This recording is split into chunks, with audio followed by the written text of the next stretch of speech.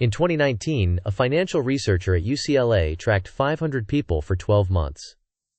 Half were vocal about their financial goals on social media, half kept their money moves private.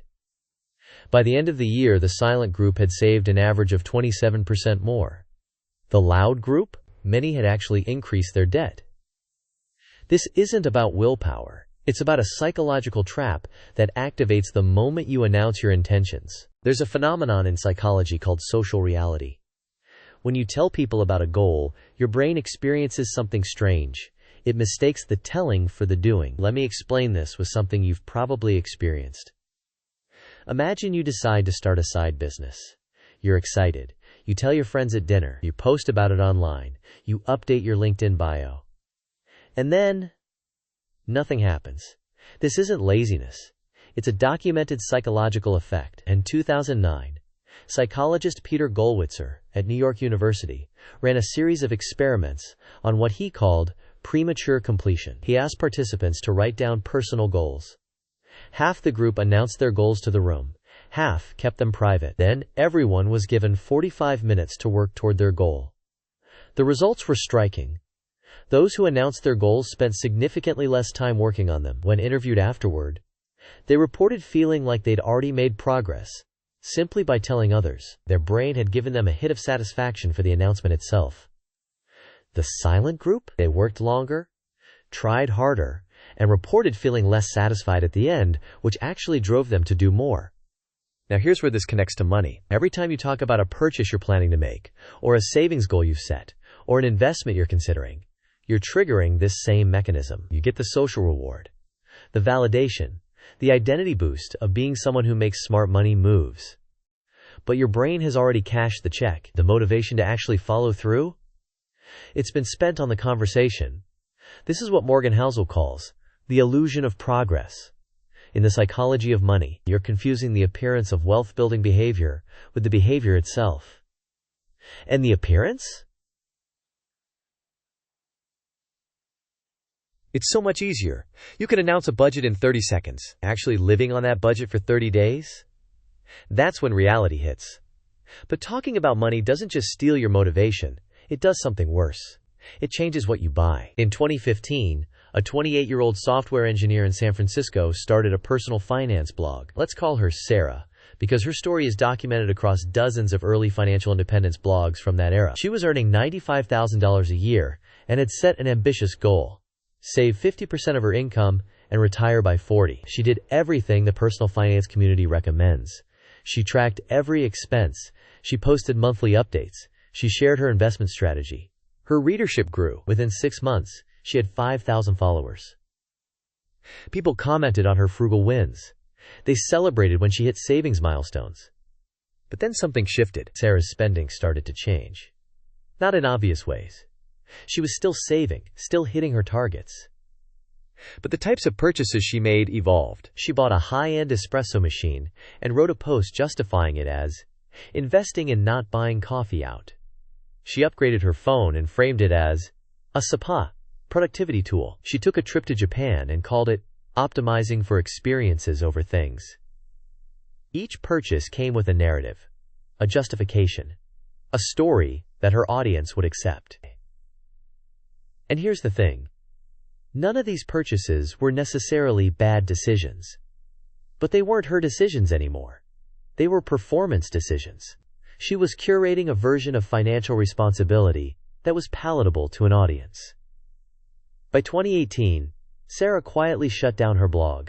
In one of her final posts, she admitted something. She'd been spending more mental energy crafting the story of her financial journey than actually living it. She'd hit her savings rate, yes. But she'd also developed what she called justified spending syndrome. Every purchase had to be defensible, which meant she was never truly honest about what she actually wanted versus what made her look good. This is the hidden cost of financial visibility. When you broadcast your money moves, you don't just lose motivation, you lose authenticity. You start spending to match the story you're telling, the identity you've claimed publicly. And that identity? It often costs more than your actual values. Research backs this up. A 2017 study published in the Journal of Consumer Psychology found that people who publicly committed to frugality were more likely to make what researchers called conspicuous non-consumption purchases, things that signal frugality while still being expensive. The $200 reusable water bottle. The $500 investment course. Your premium budgeting app subscription. You're not buying the thing. You're buying evidence that you're the kind of person who cares about money. And evidence is expensive. So what's actually happening in your brain when you keep your financial life private? Neuroscientists have been studying this through the lens of reward anticipation and identity formation. And the findings reveal something counterintuitive about how we build lasting financial habits. When you make a purchase and tell someone about it, your brain releases dopamine twice. Once when you buy the thing. Once when you share the experience. It's a double reward loop. Sounds good, right? Except it's not. Here's why. That second dopamine hit isn't connected to the outcome of your decision. It's connected to the social response. You're training your brain to seek validation, not results. Over time, your purchasing decisions become optimized for storytelling, not satisfaction. Psychologist Daniel Kahneman describes this in Thinking Fast and Slow as the difference between the experiencing self and the remembering self. When you buy something with the intention of sharing it, you're not buying for the experience. You're buying for the memory you'll construct for others. The story version did. And story versions are almost always more expensive than reality requires. Now contrast this with silent financial behavior. When you save money and tell no one, something different happens neurologically. The reward is delayed. It only comes when you see the actual result. The growing account balance. The debt disappearing. The investment compounding. This creates what behavioral economists call temporal discounting resistance. You're training your brain to value future outcomes over immediate social rewards. This is incredibly hard to do.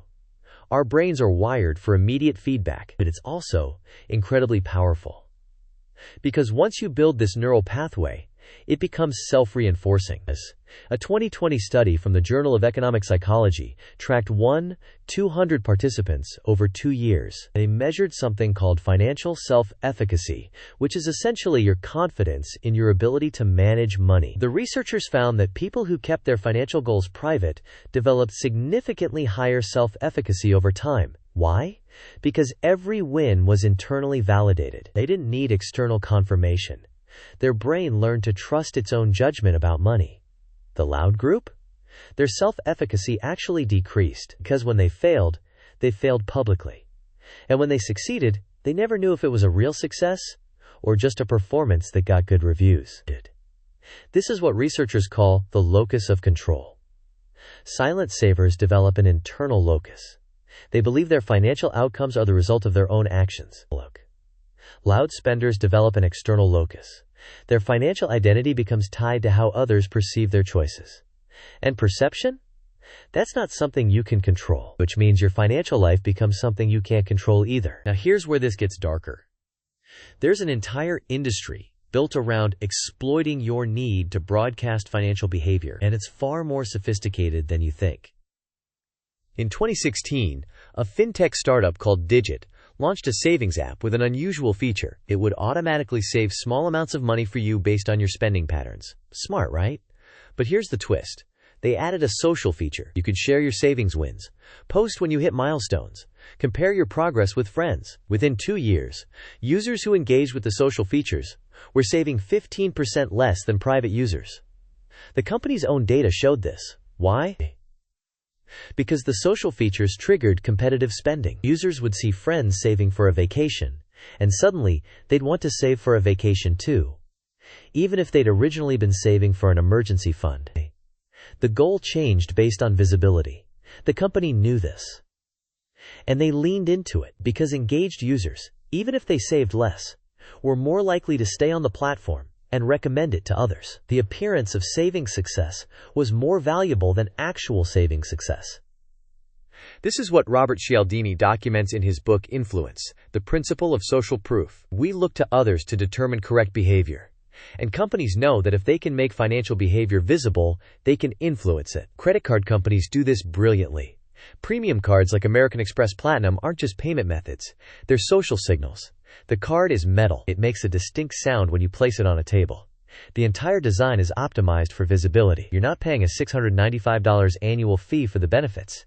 You're paying for the ability to broadcast a financial identity. And once you have that card, your spending changes. A 2018 study from the Journal of Marketing Research found that people spend 12 to 18% more when using a premium credit card versus a standard one, even when the interest rates and rewards are identical. Why? Because the card is visible. It's part of the performance. Every transaction is a micro-announcement of your financial status. The same thing happens with investment platforms. Robinhood gamified investing partly by making it shareable. You could post your wins, show your portfolio, compare returns. And what happened? Users traded 88% more frequently than users on traditional platforms. More trades meant more fees for Robinhood, but it also meant worse returns for users. A 2020 analysis found that the most active Robinhood users, the ones most likely to share their trades, underperformed the S&P 500 by an average of 12% annually. They weren't investing. They were performing investing. And the performance was expensive. The companies that profit most from your money are the ones that make your financial behavior most visible. Because visibility creates performance, and performance creates spending. So what do you actually do with this information? How do you become a silent saver in a world that's constantly asking you to share, post, and broadcast every aspect of your life? First, understand that financial silence isn't about secrecy. It's about intentionality. You're not hiding your money decisions because they're shameful. You're keeping them private because they're yours. The moment you make your financial life a public narrative, it stops being about your goals and starts being about your image. Here's a practical framework. Before you talk about any financial decision, ask yourself, am I sharing this because it moves me closer to my goal, or because I want validation that I'm the kind of person who makes this kind of decision? If it's the second one, stay quiet. Make the move. See the results. Then decide if it's worth discussing. Let me give you a concrete example. Imagine you decide to start investing. You have two options. Option 1, you announce it. You tell your friends you're getting into investing. You post about opening a brokerage account. You share articles about stocks. You get encouragement. You get advice. You get dopamine. But you haven't invested a single dollar yet. Option 2, you say nothing. You open the account. You invest $100. You wait a month. You see what happens. You feel the actual experience of watching your money move in the market. Then you decide your next step based on reality, not reaction. But which version do you think builds lasting wealth? The research is clear. Silent savers don't just save more. They make better decisions. Because their decisions are based on outcomes, not optics. They're not asking, how will this look? They're asking, does this work? And that question only gets answered with time and privacy. There's a reason the wealthiest people you know probably don't talk much about money. It's not because they're secretive. It's because they learned early that the conversation about wealth is a distraction from the accumulation of it. Every hour spent explaining your budget is an hour not spent living it. Every post about your savings goal is energy that could have gone into actually savings. This connects back to that UCLA study from the beginning. The silent savers didn't just save 27% more. They also reported 31% less financial anxiety. Because they weren't performing. They weren't managing an image. They were just managing their money. And money, it turns out, is much easier to manage when no one's watching. So here's your challenge. For the next 3 months, make your financial life completely private. Don't talk about what you're saving for. Don't share your wins. Don't justify your purchases. Just make decisions, observe outcomes, and adjust. At the end of those 3 months, look at your account balances. Then ask yourself, did the silence cost me anything? Or did it buy me something I didn't know I needed? My guess? In A2.